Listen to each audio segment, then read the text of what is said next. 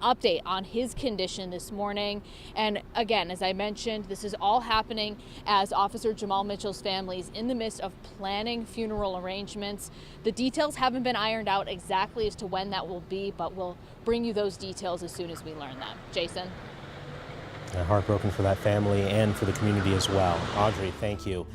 In the last 12 hours, community members gathered to remember fallen Officer Mitchell at the corner of Blaisdell Avenue and 22nd Street near the spot where he was killed. He was well known in the community, especially by organizations promoting peace. During the memorial, the group sang songs of worship, prayed, and shared their appreciation for the law enforcement community. He would be truly humbled by this because he considered everyone a friend. He was sought out as a person that we knew that you, as community members, want to be a part of our police department. People who wear these uniforms, these badges, are people too. If you'd like to help Officer Mitchell's family, we've posted a link to the Frontline Foundation's website where you can donate and volunteer. And as Audrey mentioned, we're still waiting to learn when Officer Mitchell will be laid to rest. We'll have those updates and more on air and online at KARE11.com as this story continues to develop.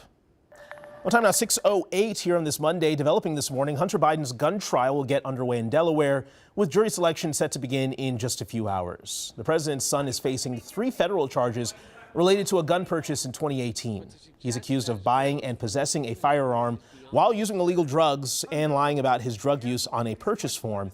He's pleaded not guilty. Now, this trial comes on the heels of the historic conviction of former President Donald Trump after being found guilty in the hush money trial. He spoke on Fox and Friends about the prospect of house arrest or even jail time. I'm okay with it. I saw one of my lawyers the other day on television saying, "Oh no, you don't want to do that to the president." I said, "You don't beg for anything. You just the way it is." So that could happen. I don't know that the public would stand it. I'm not sure the public would stand for it. With a if you tried house arrest or I think it would be tough for the public to take. At a certain point, there's a breaking point.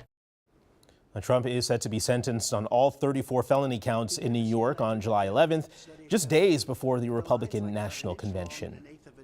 A heads up here, the Stillwater Lift Bridge will be closed tomorrow starting at 7 a.m. MnDOT crews will be replacing an electrical power cable used to operate the lift span of the bridge. So that means you won't be able to walk or ride a bike over it. The lift schedule will also be suspended, only allowing smaller boats to pass underneath. Good news, though, everything should reopen by 3 p.m. tomorrow afternoon.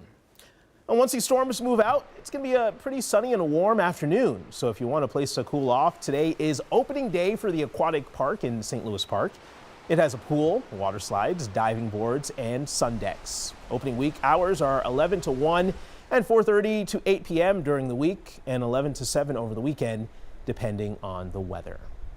Let's take a live look outside here at 6:09 and looks like that rain is clearing out. I can start to see some of the sky finally here this morning, Mace. It's going to be a nice warm day once we get all this rain out the way. It does look that way. We'll get back into sunshine for later on today. The raindrops that are around, though, this morning, we're starting to pick up some sprinkles again here in the backyard. They'll gradually push away. It's been raining a lot heavier as you look on over into western Wisconsin and sections of southeast Minnesota. That's where the rain is really picking up, and we'll show you radar there here coming up in a couple of minutes. It's 64 right now. The humidity still rather high. Dew point hanging around 60, so it's a little damp and muggy to say the least this morning.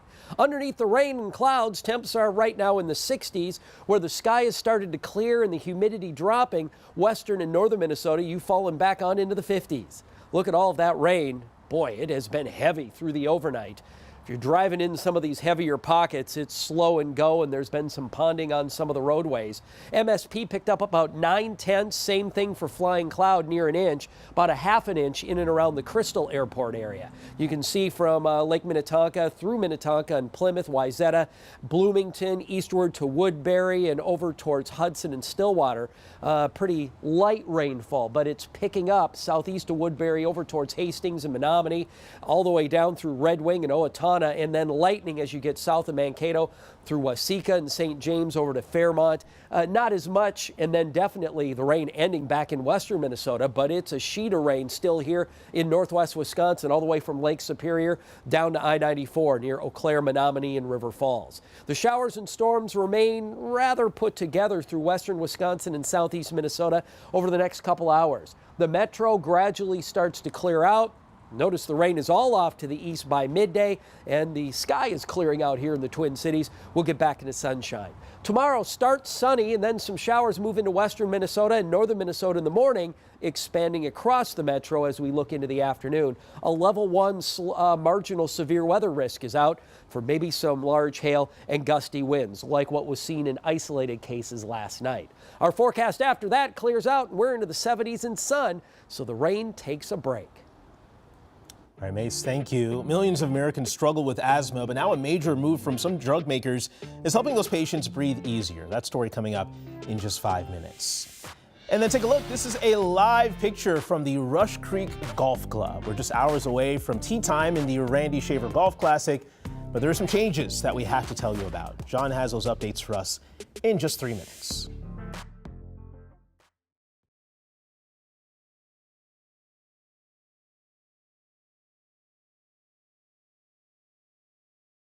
No one knows. Dang. Mic check, mic check, mic check. Overdriven. Okay. What does, what's Randy's wife's name?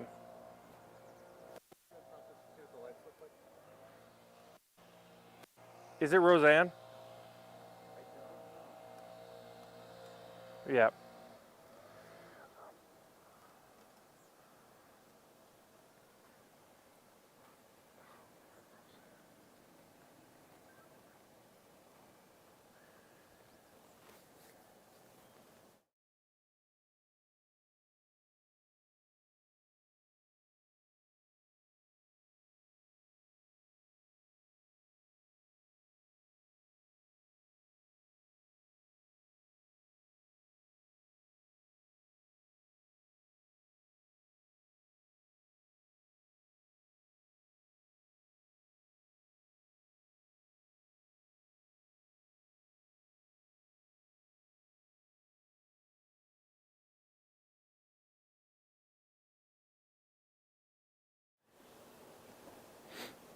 Can you get there? Oh, hey, how much time do I have, and who is tossing to me, and how am I tossing out?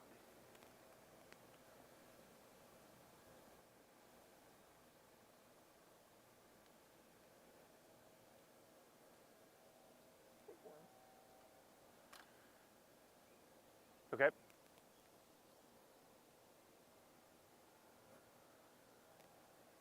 Right.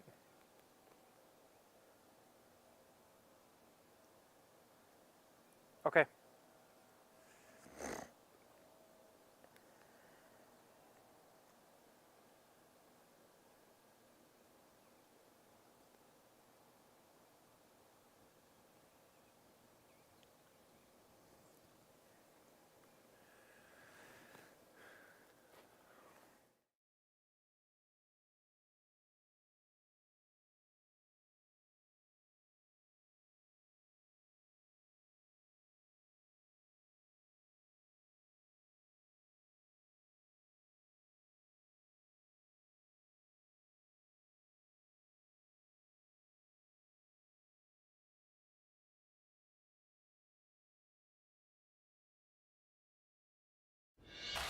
All right, time now 6:15. Welcome back, everyone. Back with a live look over downtown here. Those overnight storms, they're on their way out right now, so depending on where you wake up, maybe in western Wisconsin, you may still feel a little bit of rain this morning. Mace has your full forecast. It's coming up here in just a couple of minutes. But first, take a look. This new video into the newsroom shows the heavy rain coming down just hours ago outside of our studio here in Golden Valley. It was really pouring, and that rain unfortunately impacting the 2024 Randy Shaver Golf Classic. The good news is it's still on this morning, but in the last hour we've learned the start time had to be pushed back to 10 a.m. Meteorologist John Ziegler is out there at the Rush Creek Golf Club in Maple Grove. And John, how's it looking out there? Is it waterlogged?